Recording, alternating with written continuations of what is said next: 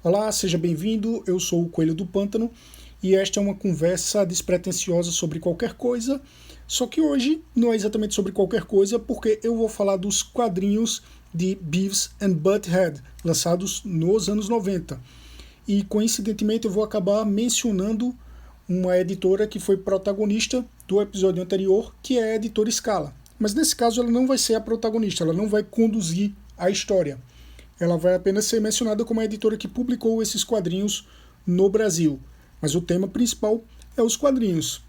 E caso você não saiba quem são Beavis and Butt-Head, ou o que é Beavis and Butt-Head, a animação, eu acredito que todo mundo sabe, mas sempre tem um arrombado que nunca ouviu falar, até porque Beavis and Butt-Head é algo que fez parte ali de quem foi da geração MTV no Brasil nos anos 90.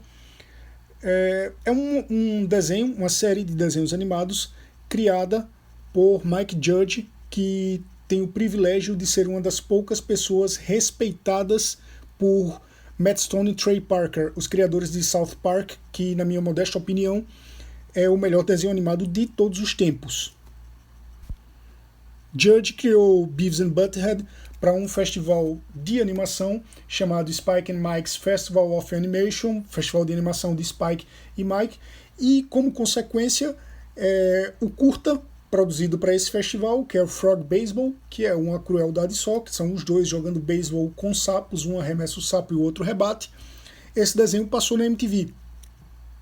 A MTV tinha um quadro de animações chamado Liquid Television, e o curta foi exibido nesse quadro, e os produtores da MTV gostaram tanto que resolveram fazer uma série. Assinaram um contrato com o Judge e fizeram a série Beavis and Butt-Head, que teve 8 temporadas. Foram 7 temporadas seguidas e depois de um tempo voltou para uma última temporada, digamos assim. E o que é Beavis and Butt-Head?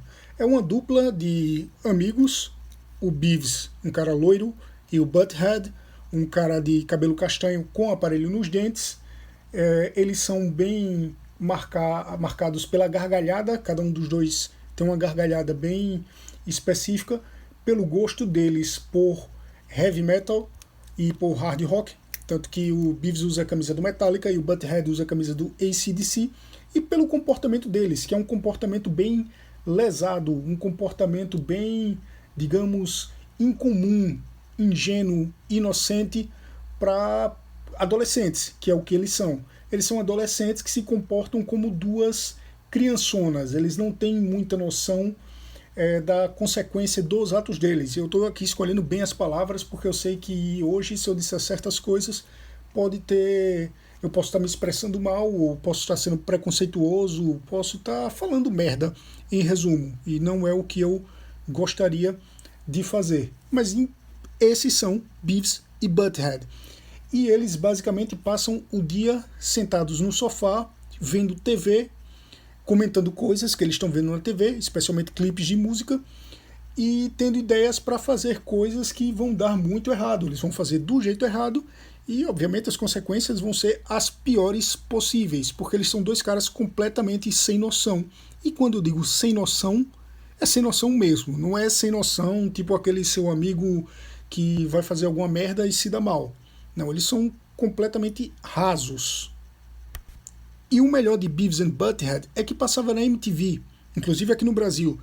Isso era uma novidade porque a gente sempre estava acostumado a ver desenho animado na Globo, no SBT, eram os dois canais principais, aí tinha ali alguma coisa na Record, alguma coisa na Band, veio a Manchete com os animes, mas na MTV era algo incomum. A gente estava muito mais acostumado a ver a MTV como um canal que só passava clipes de música. E tinha clipes de música dentro dos episódios de Beavis and Butt-Head. Ali, né, no intervalo entre uma sequência e outra de animação, eles ficavam sentados no sofá, vendo televisão e fazendo comentários sobre clipes. Alguns eles faziam comentários positivos, outros eles faziam comentários negativos, mas ambos, tanto os comentários positivos quanto os negativos, eram comentários bem lesos, rasos, vazios, completamente sem noção.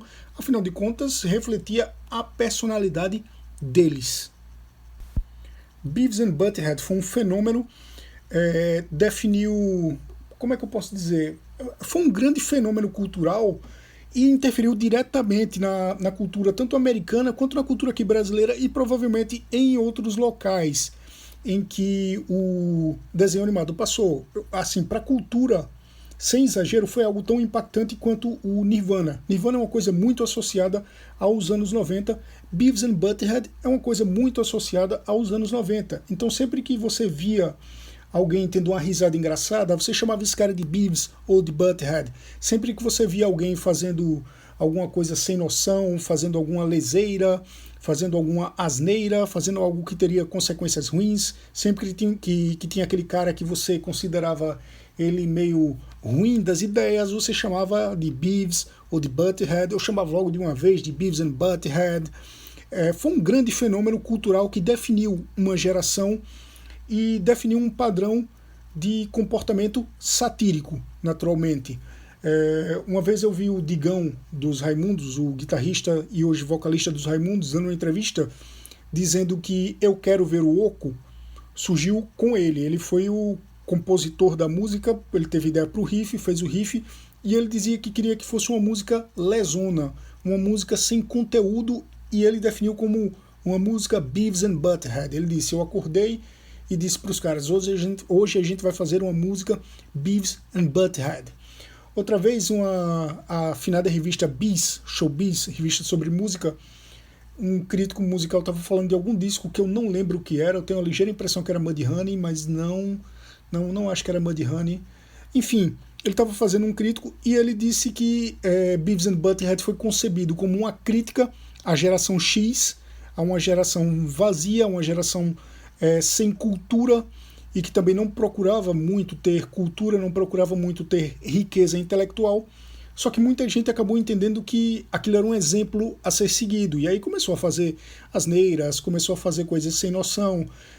Eu acho que, por exemplo, o Jackass, a série Jackass, ela é uma notória filha do Beavis and Butthead. Mas enfim, vamos falar do gibi, porque a temática aqui é o gibi. E o gibi de Beavis and Butthead, ele foi publicado surpreendentemente pela Marvel Comics. Em 1994, a Marvel criou um selo chamado Marvel Absurd, o absurdo da Marvel, a Marvel absurda. E eu acho que eles escolheram esse nome porque eles iriam publicar nesse selo, coisas que não tinham a ver com a Marvel. Eles publicaram quadrinhos do Ren and Stimpy, do Earthworm Jim, aqui no Brasil conhecido como Jim Minhoca por causa do desenho animado, o jogo era Earthworm Jim mesmo, e do Beavis and Butthead. Esse selo durou apenas 2 anos, de 1994 a 1996, então foi só esse período que o gibi do Beavis and Butthead durou. Foram 28 números. O gibi teve vários escritores, começando com Mike Leakey, ou Mike Lackey, acho que é Leakey, e teve só um artista. Além de colorista, letrista, essas coisas, tinha um desenhista que era o Rick Parker. E essa dupla fez um trabalho, na minha opinião, espetacular. Eu digo essa dupla, teve outros escritores depois, mas eles pegaram o trabalho do Leakey. Foi Leakey quem deu início e quem definiu. Por quê? Porque Beavis and Butthead, eles tinham essa personalidade muito própria, que eu já descrevi. Eu até deixei de falar sobre um aspecto muito importante da personalidade deles, que era a forma como eles viam o sexo. Eles eram 2 caras virgens, 2 virgões, como a gente poderia definir com um linguajar atual, que estavam o tempo todo pensando em sexo e que queriam o tempo todo transar. Eles não queriam ser virgões, eles queriam perder a virgindade. Além disso, eles faziam muita piada insólita. Eles viam sentido sexual em tudo, eles viam duplo sentido em tudo, e quando não era sexo, era alguma escatologia, era cocô, era xixi, coisas do tipo. Só que não é só isso que definia a personalidade do Beavis and Butthead. Isso era um traço muito marcante da personalidade deles, mas era uma personalidade, no fim das contas, complexa. A gente via toda aquela palhaçada que eles realizavam, principalmente por serem 2 caras ineptos, digamos assim, de raciocínio muito mais lento que o aceitável, mas não é qualquer um que iria conseguir escrever aquilo ali. Quem escrevia era o Mike Judge, era o cara que criou, e ele escrevia para um desenho animado. Você ia ter que traduzir isso para um gibi. E o Mike Leake fez isso muito bem, porque a personalidade do Beavis and the Butthead do gibi bate com a personalidade da TV. Só que o Leake, provavelmente, isso deve ter vindo da mente dele, ele teve uma sacada, que é, desenho animado funciona de um jeito, história em quadrinhos funciona de outro jeito. Os gibis, eles nunca foram levados literalmente para as telas. Você sempre tinha desenho animado do Batman, desenho animado do Super-Homem, desenho animado dos X-Men, com uma pegada diferente do que você tinha nas páginas de quadrinhos. É tanto que depois você acabava tendo o gibi da série em TV. Você tinha o gibi da série de TV do Batman, você tinha o gibi do desenho animado do Super-Homem, você tinha o gibi do desenho animado do X-Men. Geralmente todos eles, coincidentemente, eram chamados de Adventures. Então você tinha o Batman Adventures, que era o desenho animado o gibi do desenho animado do Batman, Superman Adventures, tinha The Mask Adventures, que era o gibi do desenho animado do Máscara, que chegou a ser lançado aqui no Brasil. Para poder rechear bem o gibi e fazer um gibi que desse certo, o Mike Leake mudou um pouco a ambientação, e aí ele contou muito com a ajuda do artista, do Rick Parker. A arte padrão do desenho animado, ela só era respeitada com os personagens do desenho animado. Ou seja, com o Beavis, com o Butthead, com o Stewart, que era um amigo deles, com o Earl, que era o delinquente bully fodão da sala de aula, com o Todd, que era outro cara igual ao Earl, que tinha essas mesmas características, com o Sr. Anderson, que era um veterano de guerra, um veterano da guerra do Vietnã, que o Beavis and Butthead gostavam de sacanear, com a Daria, que era uma colega de classe do amigo do Beavis and Butthead, uma adolescente com um senso crítico muito apurado, que depois ganhou a própria série dela, uma série bem legal. Eu sou grande fã da série da Daria, para mim também está entre os melhores desenhos animados de todos os tempos. Então esses personagens, eles obedeciam o traço da TV. Para os cenários e para os demais personagens que iam sendo inseridos nos quadrinhos, o Rick Parker, ele usava um traço que lembrava muito os Underground Comics, que lembrava muito os quadrinhos alternativos da contracultura ali dos anos 60, dos anos 70, só que coloridos. E ele preenchia as páginas com situações inusitadas, com personagens de outras obras, fazendo referências a trabalhos antigos, a pessoas reais, e sempre colocava alguém fazendo alguma traquinagem, alguém fazendo alguma bobagem, alguém fazendo alguma asneira, alguém fazendo alguma coisa nonsense ali no nível do Beavis and Butthead. Por quê? Porque na animação Beavis and Butthead você tem aquele sentido de movimento, você tem uma piada que acontece com dois caras falando, você escutar uma piada e você ler uma piada não é a mesma coisa, porque você nem sempre vai ler no tom que o cara que a concebeu gostaria. Então você só colocar a personalidade distorcida do Beavis and Butthead talvez não tivesse esse efeito. Então ele teve essa ideia genial de compor todo o quadrinho, todas as páginas, de modo que iria prender a sua atenção. Você ia rir de alguma coisa ali, você iria se divertir de alguma coisa ali. Tem uma edição que Beavis and Butthead vão para um acampamento. Se eu não me engano, eles vão para esse acampamento até porque eles estão sendo punidos por alguma coisa, como se fosse um acampamento corretivo. Eles estão sentados numa mesa, tem um monte de moleque na mesa com eles. Você nota que essa molecada são crianças bem mais novas que eles são dois caras mais velhos ali, porque o raciocínio dele está no nível daquelas crianças. Se você olhar na cara de cada uma das crianças, você vai se divertir, porque é uma cena bizarra, são crianças engraçadas que estão desenhadas ali e num estilo completamente destoante do Beavis and Butthead. Então esse movimento que só uma animação consegue, ela foi traduzida para o quadrinho da seguinte forma: você tem a piada do Beavis and Butthead e como aquilo está parado, como o quadro é parado, ele é composto por coisas que vão te fazer rir. E quando você lia um gibi do Beavis and Butthead, você tinha que sair prestando atenção em todos os detalhes, porque sempre ia ter alguma informação. Tinha uma página que tinha o Yellow Kid, tinha uma página que aparecia o Stan Lee, tinha uma página que aparecia alguma figura conhecida do cinema, da música. O autor brincava muito com a questão do asterisco, da nota de rodapé, porque a nota de rodapé ela serve para quê? Ela serve para te indicar algo que aconteceu numa outra edição e você provavelmente perdeu, ou talvez você não tenha perdido, mas enfim, se você perdeu, você sabe onde buscar aquela informação. Então, num gibi dos X-Men número 53, eles mencionam um acontecimento que se deu lá em X-Men número 48. Aí tem o asterisco e diz, veja X-Men 48. Ou então a nota de rodapé serve para te esclarecer de algo que talvez você não saiba. Eles usam o nome de um autor relativamente desconhecido, eles usam o nome de uma figura do esporte que é conhecida nos Estados Unidos, mas não é conhecida aqui no Brasil. Eles usam o nome de um inventor muito antigo, aí sempre tem aquele asterisco para dizer quem foi aquele cara.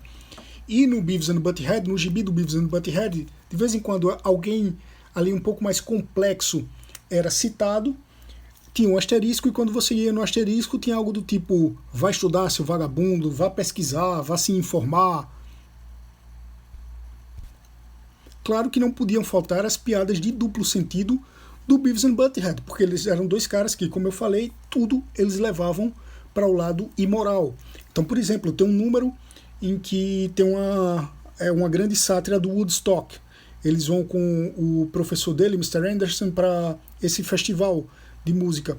E o Mr. Anderson diz que... desculpa, só uma coisa, eu errei o nome do professor. Van Driesen. Então o Van Driesen é um hippie, um hippie velho que tem ali aquela camiseta com aquele símbolo da paz, né, que chamam de pé de galinha, que está sempre de sandálias, de cabelo comprido, e ele chama Beavis and Butthead para esse festival. E ele diz que é um festival de música folk. Só que Beavis and Butthead entendem música fuck. E eles acham que, no termo que eles usam no quadrinho brasileiro, que é uma tradução direta do termo que eles usam no quadrinho americano, um festival de música fuck é um festival onde vão ter várias pessoas fazendo. Eles usam esse mesmo termo, lá em inglês é doing it, e aqui é fazendo. E eles acham que é uma grande suruba, uma grande orgia ao ar livre. E isso também faz parte da sátira, porque de certo modo a lenda é que Woodstock de verdade foi exatamente isso. Tem um outro episódio, tem uma outra edição que eles estão lendo uma revista do Justiceiro, aliás, desculpa, do Motoqueiro Fantasma, e o Motoqueiro Fantasma diz ao vilão, sinta meu olhar de penitência, né, que isso era um poder do Motoqueiro Fantasma. E aí o Beavis diz penitência, e o Butthead ele completa com uma frase completamente nonsense, que é, você é bem legal, Beavis. Tem outra edição que eles estão lendo, um quadrinho do Homem-Aranha, e o Venom diz, vou comer seu, aí um deles complementa cu, o outro complementa com peru, e aí o Venom, lendo a revista, eles veem que o Venom complementa cérebro, e aí o Butthead diz, pô, que decepção. E aliás, isso me traz a uma outra solução genial do gibi, que foi o quê? Os comentários sobre os clipes musicais, eles eram parte fundamental da animação Beavis and Butthead, porque compunha ali a MTV, era uma TV musical, e de certo modo dava um quê de diferente à animação, porque por mais lesada que a animação fosse, por mais que fosse um humor escrachado e satírico, era só uma animação, né? Tinha muita gente que poderia ver dessa forma. Os comentários com um clipe traziam isso mais para perto da gente, porque a gente assistia ali parte do clipe, a gente tinha uma opinião sobre aquele clipe, e a gente vê nos comentários dele, a gente poderia dar risada do comentário por achar engraçado, poderia perceber alguma coisa, poderia discordar, enfim. E como eles iriam traduzir isso nos quadrinhos? Se o Beavis and Butthead da MTV via clipes de música e comentavam esses clipes de música, o Beavis and Butthead dos quadrinhos da Marvel liam gibis da Marvel e comentavam gibis da Marvel, sempre com comentários engraçados. Por exemplo, eles têm um número que eles estão lendo o Hulk, E aí eles fazem um comentário óbvio. Um deles diz que quer ser como o Hulk, o outro diz que não, porque ele deve ter o pinto pequeno. Aí, pô, como é que você sabe? Porque é a única parte da calça dele que não rasga. E depois tem outro, eles fazem um comentário parecido sobre o surfista prateado. Que é, pô, esse cara é fodão, ele deve pegar todas as minas. E o outro faz, não, claro que não, olha pra ele não tem pinto. Além deles inserirem alguns elementos do gibi no dia a dia deles, né? Tem uma edição que eles estão lendo o gibi do Justiceiro, eles, pô, o Justiceiro é fodão, mata todo mundo, seria bom trazer ele lá pela escola, lá pra escola, pra ele matar o diretor. E aí tem um quadro deles imaginando o Justiceiro dando um tirombaço na testa do diretor da escola. E eles comentam praticamente todos os heróis da Marvel, até alguns heróis mais alternativos da Marvel. Tem comentários sobre Homem-Coisa, tem comentários sobre o Devil Dinosaur. Qual é o nome do Devil Dinosaur? Dinossauro Diabo, Dinossauro Demônio. Enfim, todos os personagens da Marvel passaram por ali nos 28 números da revista. Talvez quase todos, né? Eu acho que todos não daria, mas pelo menos os principais estão ali e alguns inusitados estão ali também. E esse quadrinho foi lançado aqui no Brasil. E aí é outro detalhe legal também, porque, pô, se é Marvel, só pode ter sido lançado pela Abril, certo? Errado. Foi lançado pela Scala. A Scala primeiro lançou em formatinho e depois lançou num formatão, um formato grande mesmo, do tamanho ou talvez até um pouco maior que essas revistas do tipo Veja, Isto É, Caras, Carta Capital, Época, só que com bem menos páginas, logicamente. E, aliás, quando a Scala, a princípio, no formatinho, ela publicava mais de uma edição americana por número. O formatinho tinha um pouco mais de páginas e ali cabiam 2 edições americanas. As edições americanas que eram no formato americano. Depois, quando a Scala mudou o formato para esse formato grande, aí passou a seguir apenas uma página, uma história. Quer dizer, passou a abarcar apenas uma edição americana, porque às vezes a edição americana também tinha mais de uma história. Nem sempre. Ou então as histórias tinham vários atos. E era bem legal você pegar uma revista, você está vendo ali o M de Marvel junto do M de MTV. Era uma coisa inusitada. As capas, elas também eram inusitadas, porque na capa já tinha alguma piada, geralmente tinha algum balão com um dos dois dizendo alguma coisa. A capa da primeira edição, que é quando o Beavis e o Butthead, eles primeiro eles vão comprar chocolate, depois o Butthead tem um problema com o aparelho dele, vai ter que ir ao dentista. A capa da edição é um close ali na boca do Butthead aberta, com ele no dentista. Os autores eles também tentaram inserir algumas características exclusivas dos quadrinhos. Por exemplo, tem uma coisa com inhame, que está presente nessa primeira edição, e em várias outras edições você encontra inhames espalhados pela página. Você tem que prestar atenção em tudo, porque você sempre ia ver algum detalhe. E como toda boa publicação da Scala no Brasil, ela foi uma publicação bem intermitente, e depois ela voltou naquele esquema de venda casada. Foi recolhida, né, os encalhes voltaram e a Scala devolvia num saquinho, junto com um outro gibi, muitas vezes um gibi nacional, de personagens nacionais, vendendo 2 pelo preço de 1, e também foi assim que eu fiz boa parte da minha coleção. Essa eu não cheguei a completar, eu nem sei quantos números dos 28 a Scala chegou a lançar, eu sei que foi bem longe, e era legal também porque eu fiz o mesmo esquema que o de Street Fighter, eu tinha que sair peregrinando por banca de revista para encontrar algumas edições avulsas. Felizmente, a número 1 eu ainda tenho.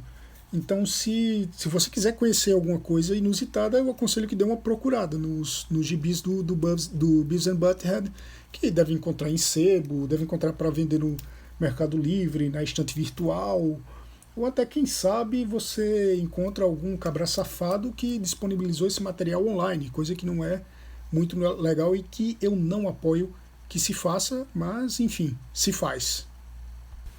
E um detalhe é que talvez por razões de licenciamento, o Beavis e o Butthead no gibi eles não usam as camisetas de banda, eles usam as camisetas nas mesmas cores do desenho animado, o Beavis de camiseta azul e o Butthead de camiseta preta, só que na do Beavis tem escrito Death Rock e na do Butthead tem escrito Skull.